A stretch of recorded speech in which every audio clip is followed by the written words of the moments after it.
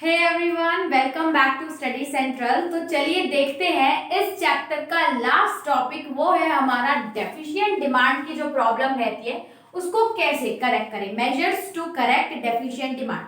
Deficient demand का मतलब आपको पता है ना कि जितनी डिमांड आनी चाहिए उससे कम आ रही है। मतलब aggregate supply is more than aggregate demand. Demand से सप्लाई ज्यादा है, डिमांड कम आ रही है। तो ये जो प्रॉब्लम इकोनॉमी में आती है इसको करेक्ट कैसे करें। तो लास्ट की वीडियो में जो हमने देखा था उसका जस्ट अपोजिट कर लेना है। बहुत ही इजी चैप्टर। तो देखते हैं, पहला आता है इंक्रीज इन गवर्नमेंट स्पेंडिंग। हमको क्या करना है, उस वाले में हमने देखा था कि गवर्नमेंट स्पेंडिंग को कम कर दे रहे थे, अब गवर्नमेंट स्पेंडिंग को बढ़ा देना है। भाई मार्केट में सप्लाई नहीं आ रहा है ना, इसका मतलब कि कहीं ना कहीं मार्केट में पैसे की जरूरत है। तो जो गवर्नमेंट हर साल पब्लिक सर्विस या एडमिनिस्ट्रेशन सर्विसेज के लिए या पब्लिक मेंटेनेंस के लिए कुछ पैसा देती है जिसको फिस्कल पॉलिसी बोलते हैं, वो फिस्कल पॉलिसी अब क्या करना है, बढ़ा देना है। अब जैसे ही गवर्नमेंट अपनी स्पेंडिंग पीपल्स पे बढ़ाएगी, जैसे कि रोड्स, रेलवेज, बिल्डिंग, फ्लाईओवर्स, ये सब कंस्ट्रक्ट कर रही है, अब कंस्ट्रक्शन कर रही है मतलब वो गुड्स की डिमांड करने लगेगी और इसी तरीके से मार्केट में डिमांड अराइज हो जाएगी। तो एक मेथड ये है, इसको फिस्कल पॉलिसी भी बोलते हैं। By this, government increases its administrative spendings on people so that लोगों के पास पैसा जाता है और कहीं ना कहीं डिमांड अराइज होती है। दूसरा केस हम लोग क्या करते हैं, increase in availability of credit. Demand नहीं आ रही है, डेफिशिएंट डिमांड है, इसका मतलब लोगों के पास पैसा नहीं है, तो हम मार्केट में क्रेडिट अवेल कर सकते हैं जिसके कारण मनी सप्लाई बढ़ेगा। इसको हम लोग मॉनेटरी पॉलिसी भी बोलते हैं। It is also called as monetary policy. ये पॉलिसी से अब क्रेडिट अवेल हो रहा है तो अब पैसा मार्केट में जाएगा।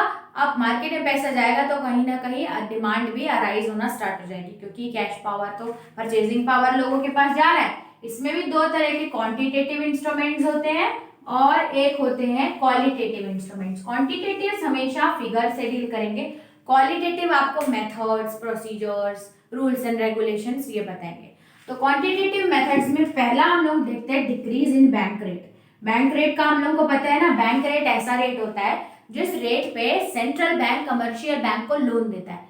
अब मार्केट में पैसा चाहिए, इसका मतलब अब आरबीआई ये सोचेगा कि कैसे ज्यादा से ज्यादा पैसा मार्केट में जाए, तो वो जो जिस पैसे पे, जिस रेट पे वो कमर्शियल बैंक को लोन देता है वो रेट को कम कर देगा। बैंक रेट को अगर कम करेगा तो अब कमर्शियल बैंक्स उस कैपेसिटी से ज्यादा लोन ले पाएंगे आरबीआई से, और इस तरीके से उनके पास पैसा आया तो वो नॉर्मल पब्लिक को भी क्रेडिट अवेल कर पाएंगे, जिससे अवेलेबिलिटी ऑफ क्रेडिट बढ़ेगा। उसके बाद आता है open market operation. Open market operation का मतलब होता है buying and selling of securities. अगर मार्केट में पैसा कम है, इसका मतलब गवर्नमेंट क्या करेगी, परचेज ऑफ सिक्योरिटी। उनसे सिक्योरिटी जो बॉन्ड था, जो पेपर थी, अब मैच्योर हुआ नहीं हुआ ये, अब उनसे क्या करेगी, वो पेपर ले लेगी और उनको कैश दे देगी। अब पहले उनके पास परचेजिंग पावर नहीं था क्योंकि उनके पास सिर्फ एक सिक्योरिटी थी, बॉन्ड था, कैश नहीं था। अब गवर्नमेंट खरीदना चालू कर देगी उनसे, तो उनसे पेपर लेगी और उनको कैश देगी, मतलब उनके पास कैश आ गया तो परचेजिंग पावर आ गया। उसके बाद आता है decrease in legal reserve ratio. Legal reserve ratio का मतलब एक ऐसा रेशियो होता है जो कि बैंक्स को मिनिमम रेशियो अपने पास रखना पड़ता है। ये भी दो टाइप के होते हैं, एक होता है सीआरआर मतलब कैश रिजर्व रेशियो, और एक होता है एसएलआर। कैश रिजर्व रेशियो एक ऐसा रेशियो होता है वो जो रेशियो सेंट्रल बैंक के पास रखती है कमर्शियल बैंक सेंट्रल बैंक के पास रखती है वो रेशियो को। और स्टैट्यूटरी लिक्विडिटी रेशियो ऐसा रेशियो होता है जिस रेशियो वो अपने पास सेल्फ के पास रखती है लोन देने से पहले। कुछ अपने लिए भी तो रखेगी ना, अगर कोई लेने आ गया तो क्या बोलेगी, मैंने सब लोन दे दिया।